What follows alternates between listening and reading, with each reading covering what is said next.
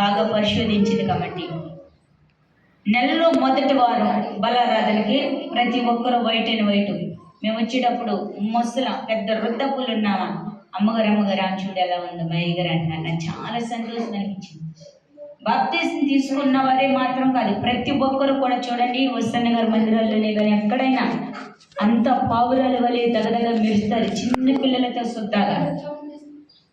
ఏదే colour dress అనేది కనబడదు, కానీ చెప్పి చెప్పి చెప్పి ఇసుకుపోతున్నామే కానీ లక్ష్య పెడతలే దేవుని మాట. హల్లెలూయా. అదే మనం బయటికి ఎక్కడికన్నా ప్రయాణం వెళ్ళాలంటే తెల్ల బట్టలు కట్టుకుని వెళ్తాం. అది కాదు, దయచేసి నెలలో మొదటి వారం ప్రతి ఒక్కరు కూడా వైట్ అండ్ వైట్ ధరించుకోవాలని నేను ప్రేమపూర్వకంగా మనవి చేస్తున్నా, రిక్వెస్ట్ చేస్తున్నా. కోపంతో కాదు కానీ దయచేసి గమనించండి, దేవుడు మనతో మాట్లాడతాడు. అందుకని దేవుని మీద ఎవరైతే ఆనుకుని ఉంటారో వారిని ఎలా చేస్తానంటున్నాడు ఆయన, పూర్ణ శాంతి గలవారుగా. దేవుని స్తోత్రం.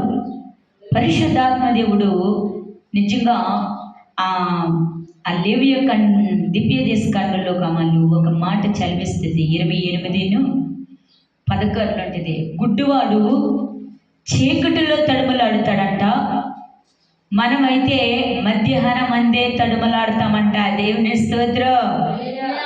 అంటే మీకు అర్థమైంది ఈ మాట? దయచేసి తీసి చదువుదారు. దానికంటే ద్వితీయోపదేశ కాండం 28వ అధ్యాయము. అప్పుడు గుడ్డివాడు అందులో ఎన్నో వచ్చినము 28:29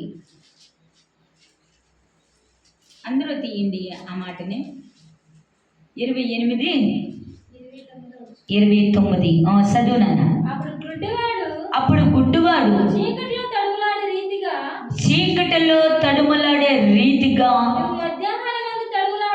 దేవుని స్తోత్రం. మీకు అర్థమైందా వాక్యం? గుడ్డివాడైతే చీకటిలో తడుమలాడతాడంట, మనమైతే మధ్యాహ్నం మందు కూడా తడుమలాడతామంట. అంటే మన హృదయము గుడ్డివాడి కంటే బలహీనము. దేవుని స్తోత్రం. మనం దేవుని యందు ఆసక్తి కలిగి ఉండలేని వాళ్ళ దేవుని యందు నమ్మికను ఉంచకపోవటంలో మధ్యాహ్న సమయంలో కూడా మనం తడుములాడుకుంటూ ఉంటామంట. హల్లెలూయా. వస్తువు మన కళ్ళు ఎదుటే ఉన్నా కనపడదంట, తడుముకుంటమే. ఇక దయచేసి గమనించండి, ఎందుకంటే పరిశుద్ధాత్మ దేవుడు సెలవిస్తున్నారు. 27వ వచనం కిందకి చదువునాన్న. 28:27 వచనం.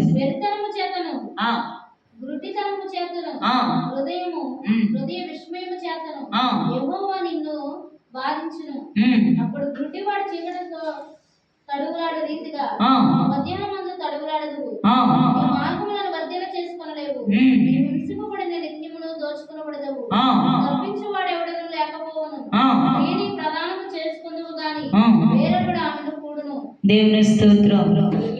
అంటే మన స్థితిని బట్టి దేవుడు మాట్లాడుచు ఉన్నాడు. నీవు మధ్యాహ్న కాలమందు గుడ్డివాడి వలె తడుమలాడుచు ఉంటావంట, కానీ స్త్రీని ప్రదానం చేసుకుంటావే కానీ ఆ కుటుంబాన్ని సరిగా సాగే రీతిలో ఉంచలేమంట. ఆ కుటుంబాన్ని ఎలా పెంచాలో, ఎలా పోషించాలో, ఎలా ఆ స్త్రీని ఏ రీతిగా ఉంచాలో తెలియని రీతిగా బ్రతుకుతామంట. అప్పుడు ఏరే ఒక పురుషుడికి అప్పచెప్పేవారుగా. హల్లెలూయా. అంటే మన జీవితం ఎలా ఉందంటే ప్రార్థన అనుభూతి లేనివారుగా. గుడ్డితనం ఎందుకు వస్తుందంటే ప్రార్థన బలము మనలో లేదు కాబట్టి. అందుకనే వాక్యం ఏమని చదివిస్తుందో 28 మొదటి నుంచి చదువుదాము. చూడండి.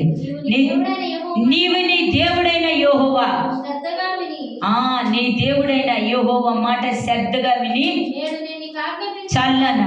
నీ దేవుడైన యెహోవా మాట శ్రద్ధగా వింటే ఆయన ఆజ్ఞాపించే ప్రతి ఒక్క దీవులు నీ మీద కుమ్మరించగలిగితే. దేవుని స్తోత్రం. పరిశుద్ధాత్మ దేవుడు ఈ మధ్యకాల సమయంలో మనతో మాట్లాడిన మొట్టమొదటిగా ఆయన మాటని మనం శ్రద్ధగా వినాలి. ఆయన ఎతికేవారుగా ఉండాలి, ఆయన కనుగొనేవారుగా ఉండాలి. ఆ మాట మాటికి ప్రార్థన ఏంటో బాబు అనుకోవచ్చు. ఎన్నో మార్లు దేవుని ఆరాధించినా తక్కువే. దేవుని స్తోత్రం. దానియేలు ఏం చేశాడు? దానియేలు రాజు ఏమని ప్రకటించాడు? ఈ రాజు తప్ప మరొక దేవుణ్ణి మొక్కటానికి వీలు లేదు. దానియేలు వారి దేవుని గురించి ఆరాధిస్తున్నాడు, ప్రార్థన చేస్తున్నాడు. ఆయన రోజుకి 3 మార్లు ప్రార్థన కలిగి ఉంటారంట.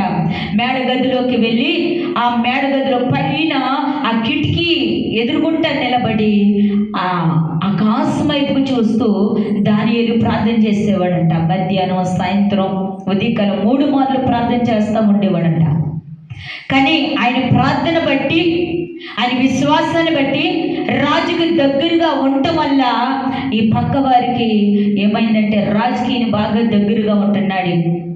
ఎవరు ఇంత శ్రద్ధగా 3 మార్లు ప్రార్థన చేసేవారు ఎవ్వరూ లేరు. ఎవరు ఎంత శ్రద్ధగా పూజ చేసేవారు లేరు. ఎంత భక్తిపరులు లేడు, ఎంత నీతిమంతుడు లేడు. అందుకే ఏదేమైనా సరే రాజు ద్వారాగా దీన్ని ప్రకటిస్తే తను ఆపివేస్తాడేమో, లేని వెడల సింహాలు గురుకులు వేయొచ్చని వారు ఆలోచన కలిగి ఉన్నారు. దేవుని స్తోత్రం. వారు ప్రజల కోసమో దేనికోసమో కాదు, కానీ కేవలం దానియేలు ప్రార్థన ఆపివేస్తానికే ఇది ప్రకటించారు. అయినా సరే దానియేలు ఆపలేదు. దేవుని స్తోత్రం. మనం రోజుకి ఎన్ని మార్లు ప్రార్థన చేస్తాం?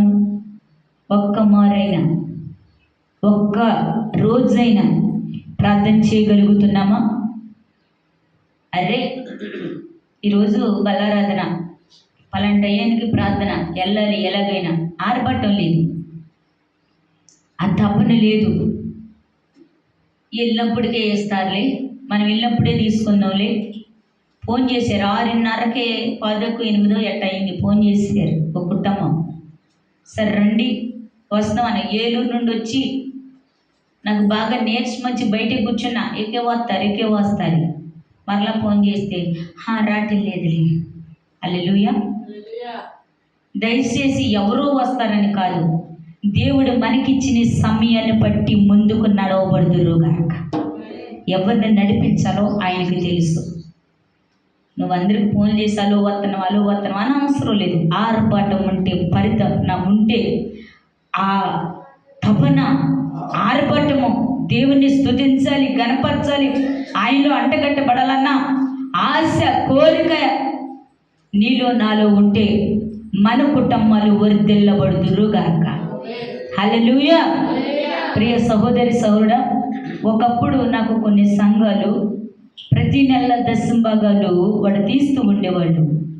వారిలో వారికే ఏమనుకున్నారు, నాతో చెప్పారు, అయ్యో ఇంత దశంభాగం ఇస్తే మన కుటుంబం ఎలా, ఇంత ఇస్తున్నామా అనుకున్నారంట. మొన్నటి దినాన్ని కూడా ఫంక్షన్లో కొందరు దానిలో పాలుపొందులయ్యారు. చిన్ని క్రిస్మస్కి ఉండి లేక కూడా కొంతమంది బిగబట్టుకున్నారు. ఉండి తర్వాత అయినా సరే ఇద్దామన్న తపన లేదు. వీళ్ళు ఒక అతను చెప్తున్నాడమ్మా, 4 పుంజులు బలవంతంగా కోసేసి తలకాయలు మట్టికి ఉన్న దొడ్లో వేసి కోళ్ళు ఎత్తుకుపోయారు. అందుకే మనం సంపాదిస్తామే కానీ ఎవరు పాలవుతాయో కూడా తెలీదు. దేవుని స్తోత్రం. హల్లెలూయా. మరి సహోదరులు చెప్పారంటే, ఎందుకు దేవుని విషయంలో నువ్వు అలా దొంగలిస్తాం, ఇంత ఇవ్వాలంటువా? హల్లెలూయా. ఆ దశభాగం అంతని తీస్తే ఒక్కొక్కసారి ప్రాణం దొరికిపోతుంది. హల్లెలూయా. కానీ ఈరోజు ఏమైంది నీ జీవితం? దయచేసి గమనించండి. మన వ్యాపారంలో కానీ, మన ఉద్యోగంలో కానీ, మన పాడులో, పంటలో నీవెప్పుడైనా దశభాగం తీసేవా? నా జీవితంలో ముందుకి ఆమె వెళ్తలా 5 సాక్ష్యాలు కాదు, ముందు నీవు ఇచ్చి శోధించిన వెడల ఆకాశవాకులు నా దేవుడు ఒప్పుతాడు. దేవుని స్తోత్రం. పట్టరాని దీవుల్లో నా దేవుడు నీకు కలగచేయబోతున్నాడు. ఈరోజు కొన్ని కుటుంబాల్లో దశంభాగం వేస్తూ వల్ల అది ఊహించలేని కార్యాలు నా దేవుడు చేస్తున్నాడు. అంచులు కలిగిన కృపను వారు చూస్తున్నారు. దేవుని స్తోత్రం. హల్లెలూయా. హల్లెలూయా. ప్రియ సహోదరి సహోదరుడా, గమనించండి. ఏదో మందిరానికి వెళ్తున్నాం వస్తున్నాం అనేది కాదు, కానీ దేవుని దశం భాగం ఇస్తులో నువ్వు ఎప్పుడైతే ముందుకు ఉంటావో నీ కుటుంబం ఆశీర్వదించగలుగునుగాక, నీ పిల్లలు దీవించబడుదురుగాక. అందుకే నా మాటకు అది లేవియ కాండంలో 27:30 ఏమన్నాడంటే అది యెహోవా సొమ్ము. ఎవరిదంట? దయచేసి ఒక మాట చదివి నేను ముగించేస్తున్నా త్వరగా. అది ఎవరి సొమ్ము? మనం చాలా మంది అనుకుంటాం, అమ్మగారు ఇలా చెప్తున్నారు, మనం ఇవ్వాలంటావా అనుకోవచ్చు. ఇది నా మాట కదండి. దేవుడు అంటున్నాడు, నీవు ఖండించి మాట్లాడు. అది నువ్వు తెలియపరిస్తేనే కదా వారు ఉప్పటానికి ఇదవుతారు. దేవుని స్తోత్రం. చాలా మంది కూడా దేవుని దశం భాగమేసులు వెనకడుగు. ఎలా? నీ ఉద్యోగం, వ్యాపారం, నీ పాడి పంట, నీ చేతి పని ఎలా ఆశీర్వదించబడితే నీ ఒక్కసారి నా దేవునికి ఇచ్చి చూడు, ఊహించలేని కార్యాలు నా దేవుడు నీకు ఇచ్చుదురుగాక. చదవాలి నాన్న త్వరగా. లేవియ కాండం 27:30 త్వరగా ఒక్క మాట చెప్పి ముగించేస్తాను నేను. స్త్రీని ప్రదానం చేసుకుంటూ గాని నాన్న